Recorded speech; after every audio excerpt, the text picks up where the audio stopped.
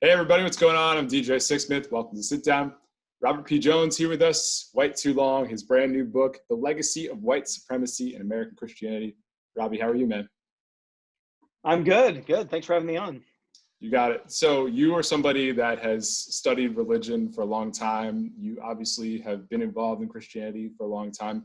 I would imagine that diving into this topic, and especially white supremacy in Christianity, is certainly a lot. What was it like writing the book? Well, as you can see, I'm white, and I've grown up, Christian, and so this is a very personal book. I mean, in my day job, I usually have on my social scientist hat, and I'm looking at data and trying to give the best objective interpretation of the data that I can. And certainly, this book is also based on some of that data, but I think it also is personal. And so I think. I grew up in Jackson, Mississippi as a Southern Baptist. So in the white evangelical world, I have a degree from a Southern Baptist college. I have a Master of Divinity degree from a Southern Baptist seminary. So I've drank fairly deeply at this well, and it was really my own experience growing up. So what I tried to do is take that experience as well as what the social science data is telling us, and put it together into kind of one story. But I'm very much, in the story. The first sentence of the book has the word I in it. The last sentence of the book has the word us in it. So again, pretty much looking at the data and kind of working back and forth between history, data, and my own personal story in the book. I think that's why it resonated with me so much, is that you're willing to look at your own personal history, family history, you go into the data, and also you redefine a lot of really interesting things. Even just talking about what white supremacy looks like. It's not just the KKK. It's not people going around in hoods. Like, it's a lot of the stuff that we see in our everyday lives that for us as white men, like, that is the status quo. So what was it like just redefining that term specifically?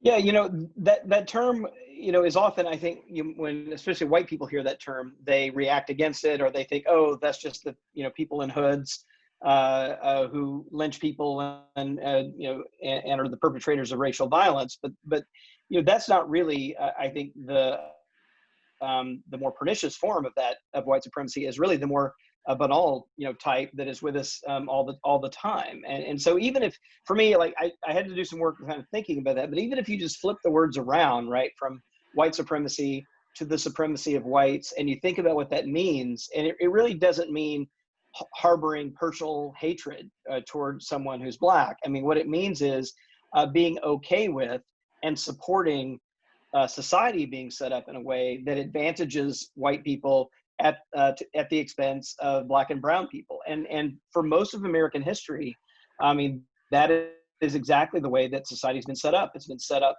by laws, sort of our politics, our culture, everything from who could get what jobs to who could live in what neighborhood, to who could vote. I mean, all of these things have really been shaped by white supremacy.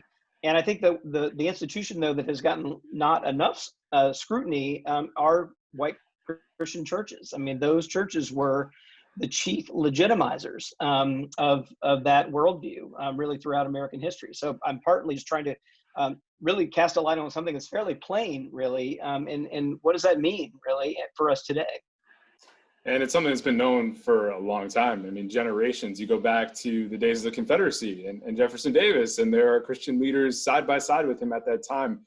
What did you learn about this? Because a lot of people know this history. A lot of people may not have looked at this as closely as you have. So what really piqued your interest here? Well, as I've talked to other white Christians, I mean, one response that I commonly get is, I had no idea. That's a very common response. And I have to say that really has been my own experience as well. I mean, like I said, I grew up, steeped in this white evangelical world. And I was that kid. I was at church 5 times a week. I mean, I was there all the time, and active in the youth group, even in my adolescent years. Not once did I hear a sermon about civil rights, about racial justice, or certainly not about white Christian complicity in blessing and legitimizing that world.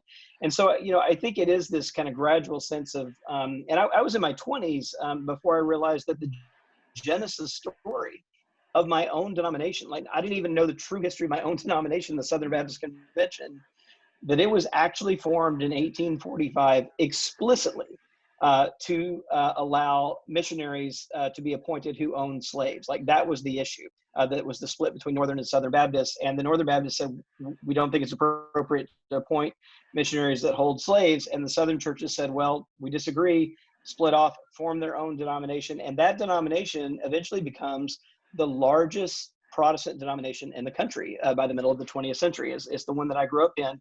But that history and that origin story, the genesis of my own denomination, I didn't hear that story until I was in my 20s in seminary. And there's still a lot of churches that don't go back. And you mentioned a ton of churches that have reckoned with the past and have been forced to confront racism, specifically when it came to the Charleston shooting with Dylan Roof, and especially this year with George Floyd. So what does it look like now in terms of some of the churches that are making progress and then others that are just kind of have their heads buried in the sand? You know, what are you thinking about when it comes to those situations? Yeah, well, I think we're very much at the beginning of these stories being told with any honesty among white Christians, and it's one of the reasons why I wrote the book was really to, I think if I have some hopes about the book within white Christian churches, it is that it'll serve as a catalyst for these kinds of honest conversations to finally happen. I do because it follows my personal story. I talk about two Baptist churches in Macon, Georgia, which is where both of my parents are from, and actually 6 generations of my family go back to Macon, Georgia. And there are 2 First Baptist churches in Macon, one white, one black. They used to be the same church going back to the 1820s, and the history of those 2 churches, and this is fairly common across the South particularly, was that it was white slave owners bringing enslaved people to church